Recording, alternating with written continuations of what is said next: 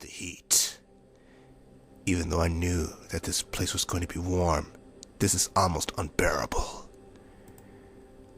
I hope there is some sort of ancient power that we are disturbing. I could use a nice thunderstorm overhead right now. Like an unmerciful god, the sun beats down on my latest disaster. The site is absolutely trashed. Did the researchers go mad from sunstroke? Bridge, this is the ground team. Already on it. You're all alone, Major. Very nice. Very nice. Suck up. I don't know, Syl. You already gave me my first clue. What do you have to counter? Bah, give me 5 minutes to save the world. Captain Moonfallow, I want you to look for signs of disturbed soil. Faye, where'd you go? To study a cactus or something. I'll look for your piles of disturbed sand. She's also gone before I get a chance to fully explain what I want done. I bite my lip, trying not to let any annoyance get the better of me. Zuri, you have the most important assignment of all. Do you feel anything? What does the Force tell you? This is going to sound silly, but how many times do I have to say my security officer's perspective is the most important when it comes to safety? I don't know. Axel, he keeps track of things like that. Maybe I will. Well, I can't feel anything on the wind. My gut is screaming warnings at me. Something feels off. Something always feels off. Think it's the heat? Perhaps the tattered campsite is disturbing you? I like the heat. It makes me feel happy and at ease. It's almost like being back at home again. You're a strange person, Zuri. This heat is killing me. I'm starting to think the researchers melted.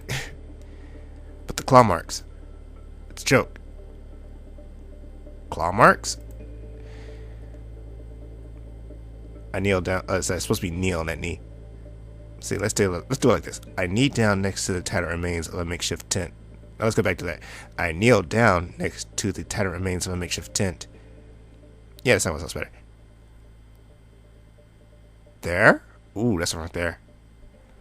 The better supplies must have been left at the original site. This is much more than canvas and poles. Still, the canvas is thick and durable. I try to tear at it with my bare hands, but I can't even manage to rip a single thread. Something strong and large destroyed this site. The cuts aren't clean. They aren't the precise measure I would expect from someone using a knife or machete. These scars are wild. Are you sure you don't feel something on the wind? Large felines, perhaps? Nothing. It's calm, peaceful. It's just like how the monks told me inner peace felt. Hey, don't worry. Nothing's going to happen to you as long as I'm around. I'm your protector. I'm not concerned, Zuri. You're here. You don't need to worry about me. But I like to worry about you. Nat. What is it? It's an audio log. You need to hear this. Should I wait to play it until I was there? Damn your pride. Listen. If he's getting gruff even with me, there is something utterly important and damning on this. My heart flutters a bit as I consider what sorts of intrigue awaits me. We have it. Though our blood may soak these dunes, by God, we have it. I can hear howls in the background. Not feline, but guttural. They're hard to hear over the sounds of shifting sands. Though we pay the ultimate price, we have it. We have the key to the entire universe. Though my team has given their lives in pursuit of this, I am now the caretaker of the universe. And look at Soul. He's like, Soul, like, what the fuck? The blood, it draws them near. I do not have much time left in this world, but I will do what must be done.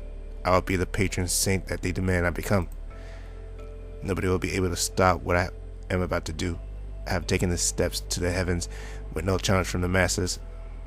I do this for everyone. I do this for everyone. I do this for everyone.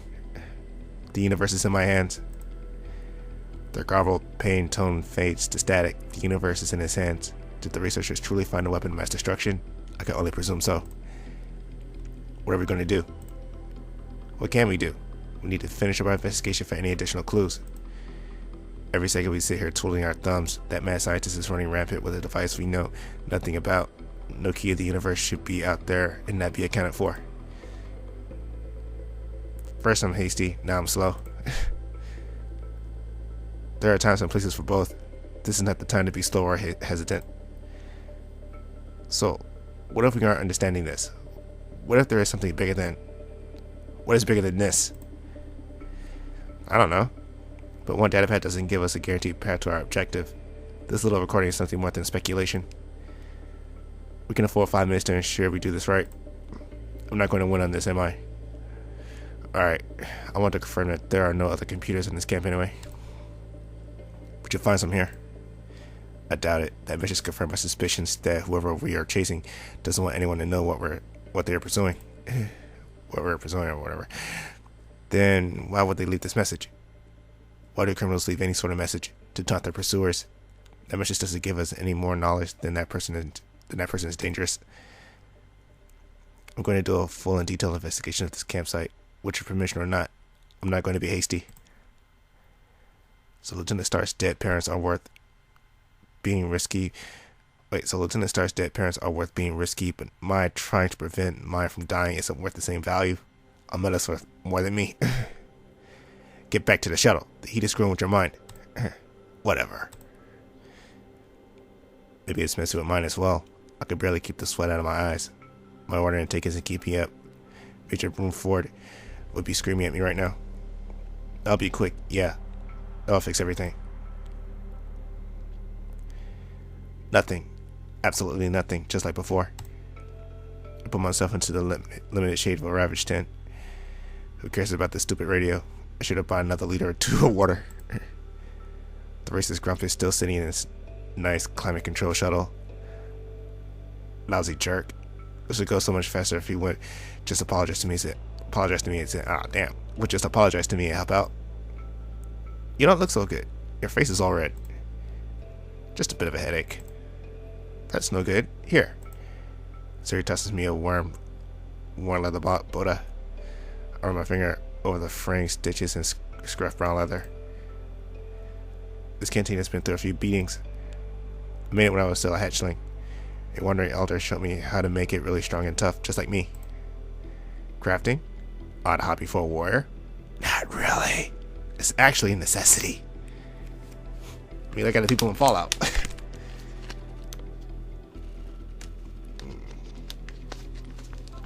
You look at the people in Fallout and Elder Scrolls. You have to craft stuff all the time.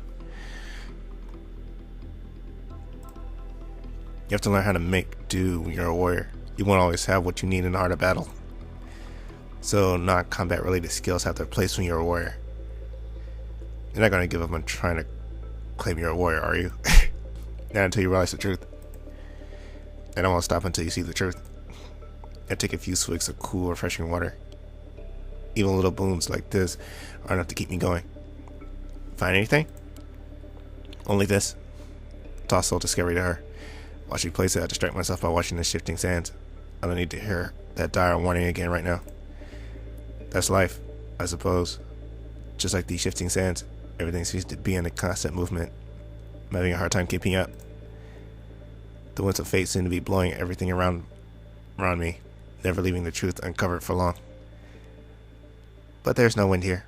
Now that I think about it, what could be shifting? Siri, you say you didn't feel anything in the air, right? Nope. What about the ground? Slight tremors, but I figured they were. Where Captain Moonfallow and Lieutenant Starr? Over by the...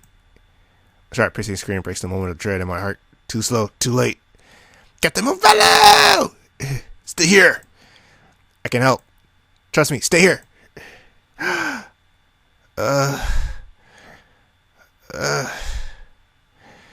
Damn it! Which do I choose? I can help. Let's go. God damn it! Okay. Fine, hurry. Trust me, everyone will come home this way. Her words feel like a knife to my pride. Special investigation and tactics officers are trained for this. Why am I not fighting back with more vigor? I'm the one overseeing this operation. Why am I permitting a lieutenant to order a major around? Like a speeding bullet, Zuri is skimming over the sand dunes. Her speed is something I can never match. Her boots look like they aren't even touching the ground. Wait, they aren't. In a heartbeat, I understand why she was the only one who could do this. Whatever's under these shifting sands would have me dead without a fight. Why didn't I think about that? Why am I not reacting fast enough? Why am I not understanding enough? I want to blame the seed, but I know the real answer's in my head. But if I can't help, what use am I here? No, I refuse to think like that. There has to be something I can do. I yanked my radio out of my pack. So, come in. What, tired of chasing after nothing? It's going to pay me to say this, but not nearly as badly if Faye or Kika died because of my lack of judgment. You were right, but we have bigger issues to worry about. There's something moving under the sand, and I think it attacked Moon Fallow and Star. Roger. I'm running the takeoff checklist right now. Where are they? Siri took off to save them. Then Godspeed to her. Get on board. Not until they're here. I'm not having this fight. Get on the damn shuttle. I'm not moving until I have my entire team here. Call me stupid, but nobody is getting left behind on my watch. Roger, roger. In the distance, I can see what appears to be a wild storm of sand blowing towards me. At the head of it is a desperate Zuri and Faye and Kika under her arms. We need to go. Those things chug along at super fast pace. Kika? Faye, what are those things? Faye's eyes are closed. The torso of her uniform is stained in the dark red fluid of her blood. Numerous cuts and claw marks decorate her. We need to get her to Dr. Nelson now. So, we need to go now. I may have killed her. My xenobiologist and roommate might have just paid the price for not keeping my head in the game. Kika, get the doctor now. So, I need you. Just like that, he's gone. He abandoned me when I needed him to help me get through this. Sarah has been doing her best to get Faye aid with our emergency kits. But the blood, more than once, almost lost my lunch. I had to hide away in the cockpit with a silent soul. Kika, I need you to put pressure on this wound. Kika, she's going to die if you don't help. Right. I can do this. That's right, we need you. We need Hero Navigator Star. She's my minion. They expect this from me, right? Right there. Major pursuit. Tell me when you run off like that, Soul. Kika wasn't focused and we didn't have time to waste, just like now. Time to prove your worth, Colonel. Well, you see... Keep telling me that we have to keep you around for situations like this. Situation happen. Do something. Ooh. Oh, shit. Okay. Now the story's starting to get somewhere. Fuck. Did like what, 9 parts? Where'd they do it?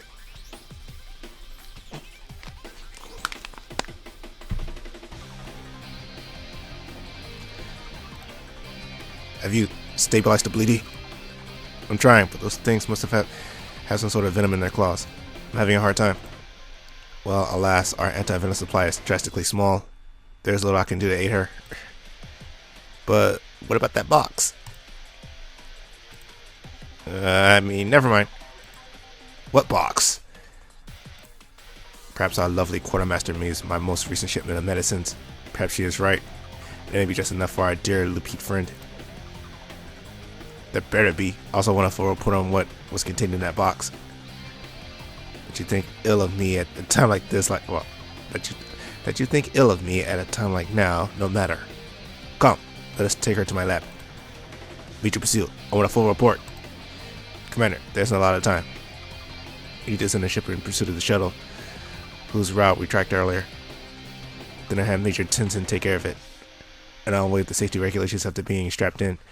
I want to know what happened down there. Down there? Kika, I need you to tell Al the coordinates to follow. Are you sure you can handle that? Of course I can. Leave everything to me. Report to the bridge as soon as you are done. I want your story as well. Bridge, now! How am I going to explain this? That recording was the only thing you found down there? Yes, ma'am. I did a thorough sweep of the site and did not find anything else of value. Just like the previous site, everything had been stripped of information. 2 hours at the ground site, and that was all you were able to discern. Yes, ma'am.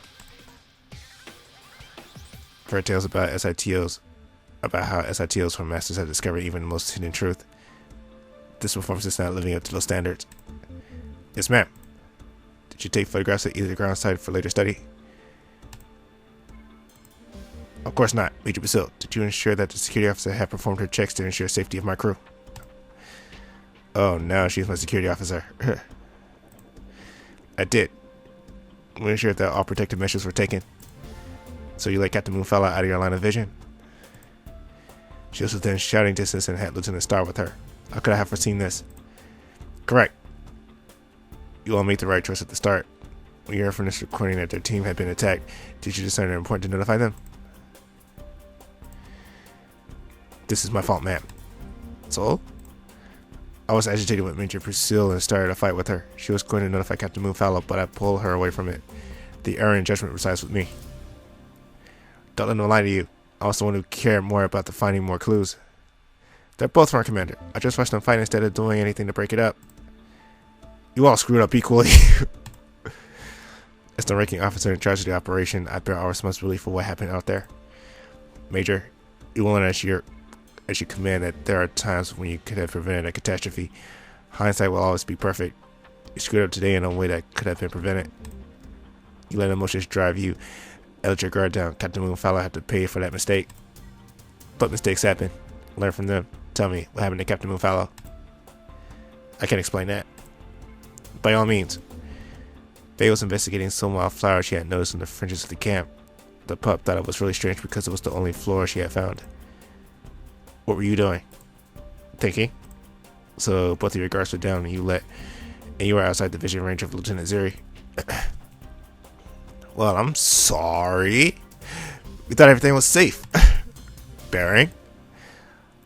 I'm sorry if my bearing isn't rock hard right now. I'm a little shook up.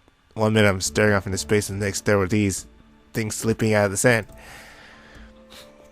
They were like large fish with stingers grafted to their tails. These long, curved, ghastly things that reminded me of the night sky. They were on top of Faye before I could do anything. I tried to beat them off of Faye, but they just swarmed all over her. Oh, 9 minutes. To save the world.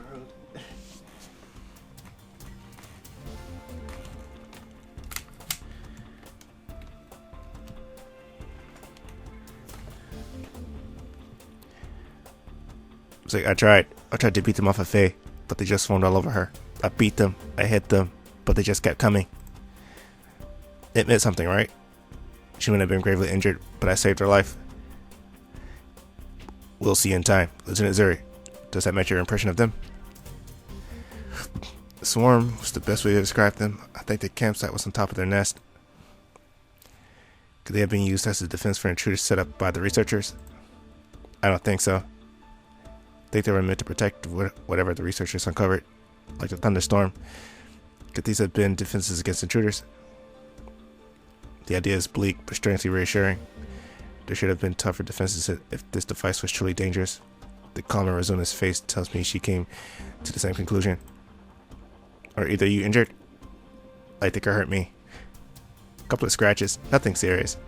The stingers didn't get me, so no poison to worry about. All of you except Lieutenant Zuri return to duty. We need all hands prepared for whatever awaits us at our destination. Where is it, ma'am? Deep space. No worlds out there. No worlds out there. We are jumping into the depths of darkness. Our supplies are limited, so I am ordering us to move to Rat 2. What the hell is that? Blah.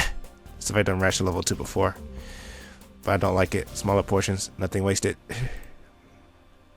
You messed up, but completed the objective. We could do better next time. Dismissed. Yes, ma'am. Come on, Zuri. Let's stop on my lap before I walk you back to your room.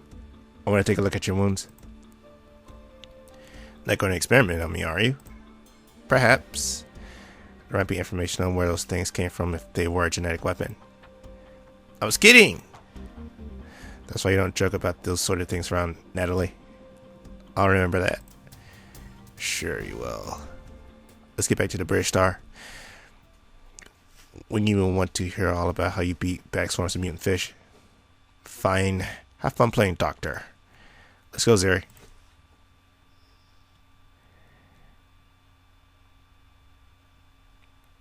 Here you are. Going to take a nap? Anatol had a look at your wounds. Nat, the mad scientist. Here I am, trying to make sure you are happy and healthy. You're trying to escape from it. What if those wounds contain poison? I don't know. Take me to stand? I'm starting to suspect that our good doctor might be trying to pocket medical supplies on the side. I'd rather be the one to inspect your wounds. Me too. He's very nice to me, but he's always asked the strangest questions. I think something's up with Stan. I don't trust that guy.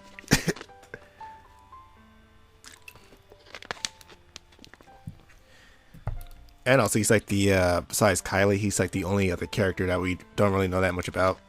Because everybody else's eye has like no screen time except for those two. And Rizuna.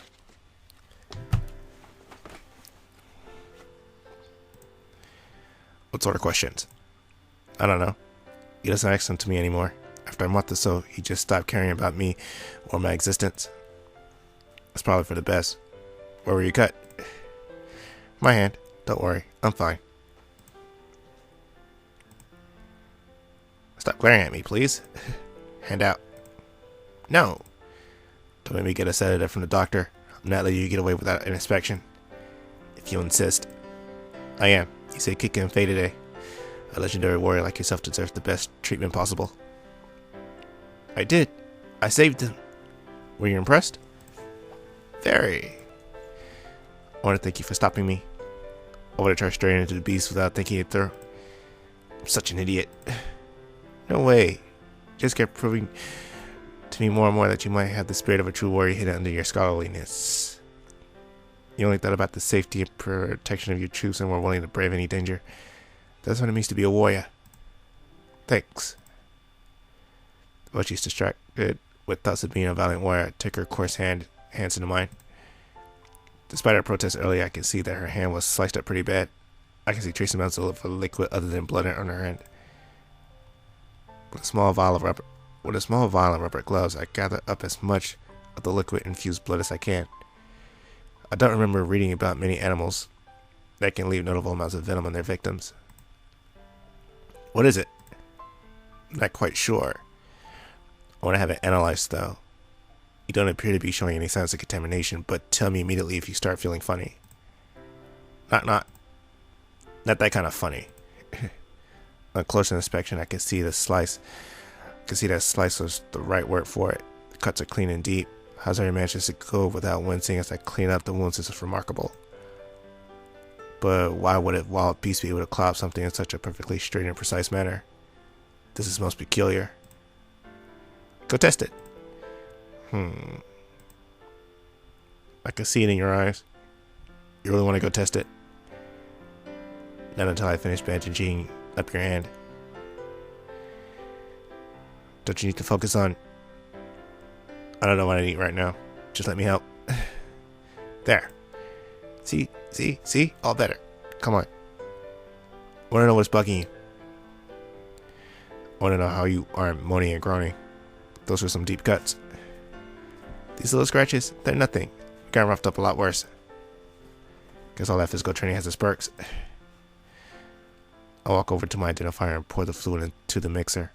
Since we're in shift, heading for the furthest reaches of space, I'm not going to be able to use the database. I'm gonna have to hope that this is a common toxin. Yeah, that will happen. The mutant creature on some far-off world isn't going to be... What's the light? It's done. I'll pull up the readout, expecting to see an error. No, it's a result.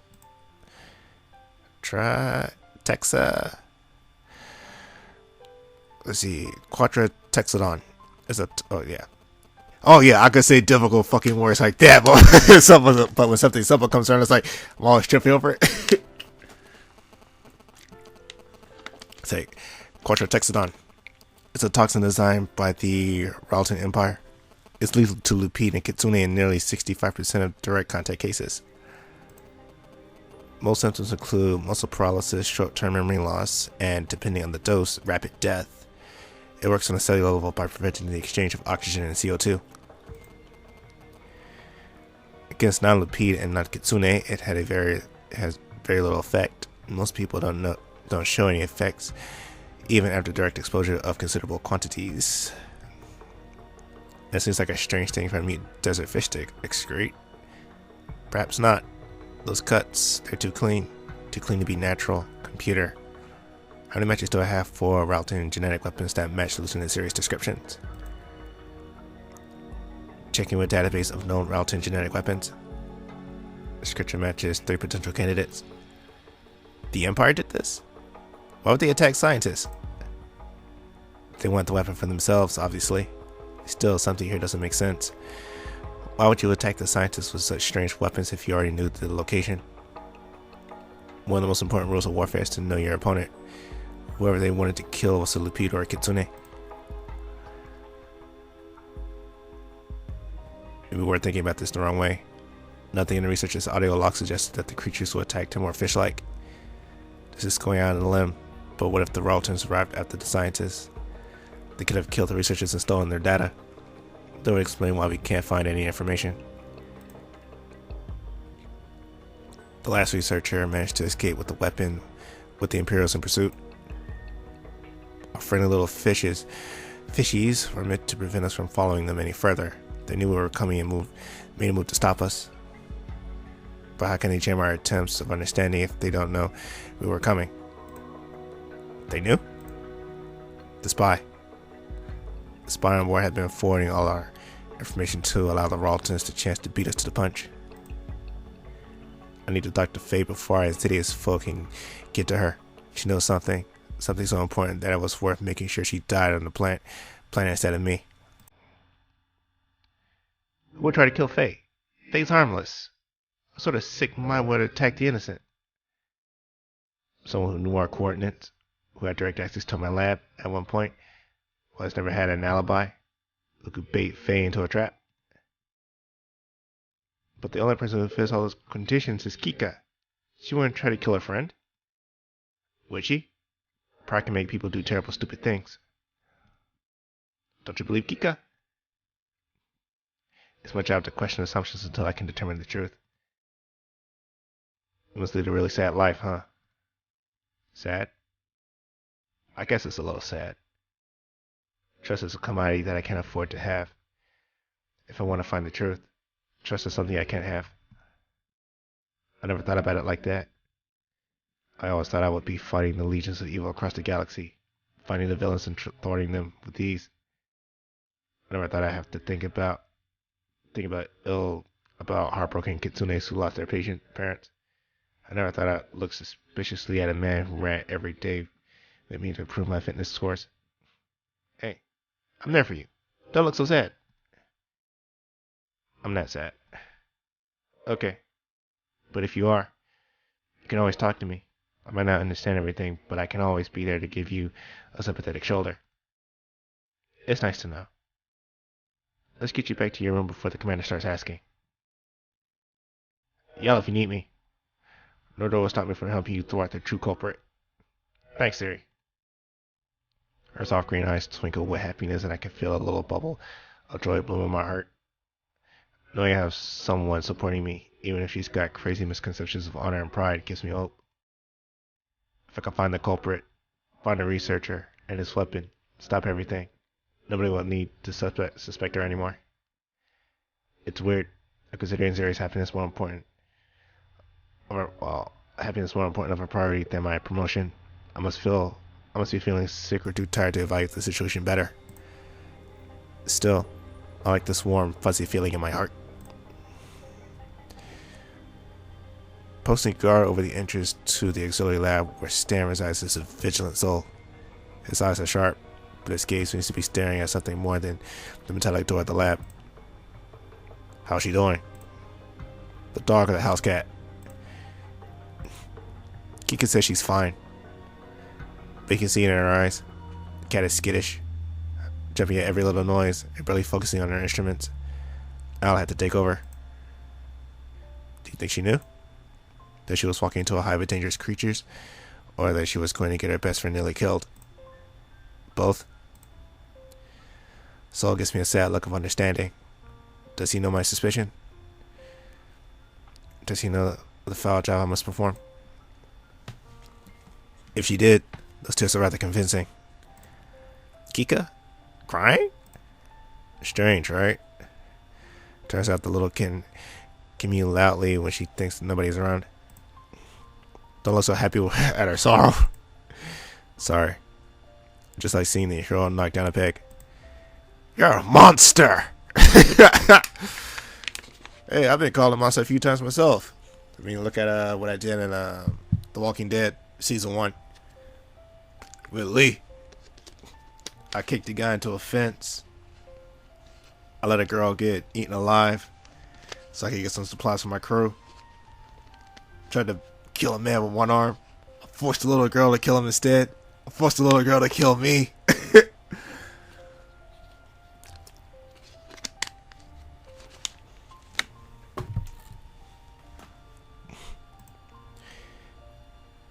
If you know her like I did, be happy to see that she was a humble side. She has a humble side. Is that why you are here? So you can rejoice in the pain of that mutt you hate so much. How's she doing? Do you care? She woke up for a couple of minutes, screaming in pain and terror, crying for someone to make it stop before she passed out again. The bastard ran a test to try and find what she had been poisoned with, but could come up with anything. What? That's when I said, I swear that thing's medical license has to be from some dinky backwater university. He was having trouble just trying to patch up the cuts. Did he say there was anything strange about them? The cuts themselves? No. I'm telling you, Natalie. That colonel is an absolutely worthless doctor. I don't think he's a doctor at all. That's just my assumption, because, man, he's just shady as fuck. Worthless is something far worse. In the end, I had to force him to use his precious resources to try and test known antidotes for a cure. At the threat of reporting his undocumented cupboards, he finally found one. She's still unconscious, though. The doctor says she's currently in a coma induced by the chemicals and isn't responding to outside stimuli. So if I wanted to ask her a question, I'm not sure when, if ever, you'll be able to talk with her. This is not reassuring. What am I going to do? Find a culprit, I suppose. Why are you here? You hate Faye. Clearly not strong enough. What's that mean? I don't trust him. I don't trust that bastard, and I don't even want him left alone with my dog. She's not a dog, and she's not yours. Fine, my wolf. Not better. Hey, it's like wolf trumps dog, man. Come on. It's like a wolf's feral. Kind of like in, what's that anime? Psychopaths. It's like the guy was a dog, but then he turned into a wolf after he defied orders for like the umpteenth time. And then the master turned into a dog because, I think something kind of happened with his dad. Well, his dad was killed. Right in front of him, he couldn't handle it, and so he kind of, his crime coefficient kind of went through the roof, and he was like, "Hey, you kind of got labeled as a dog," which is kind of ironic. Well, it wasn't ironic because you knew it was going to happen eventually in the series anyway. When Lena left me, all I was left with was my memories of our dog. And our dog. Forgive me if I want to protect something precious to me. They, the guy who you call a mutt on a daily basis, the woman who you treat like garbage is precious to you. You have a strange way of showing it. She hit the bed. It still spun up over what happened out there. Guess it's my turn to yell whatever and storm off. I'm sorry about that. I'm just stressed out about my family. I've lost too many people important to me. I don't want to lose more to something I could prevent. I understand. We're both tired. There's a lot more in play here than a radar situation. Radar station in the middle of nowhere, or a battle between two squadrons of starfighters. But it's not right. I don't want to hurt my only friend here. I don't care if the rest of them hate me. That's just part of my job. But you, just try to be nicer to them. If you could, my job would be easier. You'd be happier. And we'd both be a hair away from snapping. I'll try, but no promises. I'll try to thank you, but no promises. Night. Don't stay here all night. I'll stay as long as I'm needed. He slips back into a resting position, leaning against the wall parallel to the door. Knowing him, he won't be leaving that spot until Faye gets better. Soul never once asked about my suspicions, never tried to pry information from me. He told me all of his thoughts and concerns about Colonel Nelson being suspicious, but asked for nothing in return. I want to trust him for now. I will. I'll give my old friend the benefit of the doubt. I don't want to keep being angry at him. But the way he wants to protect Faye, actions speak louder than words. I think I'll trust him to watch over her.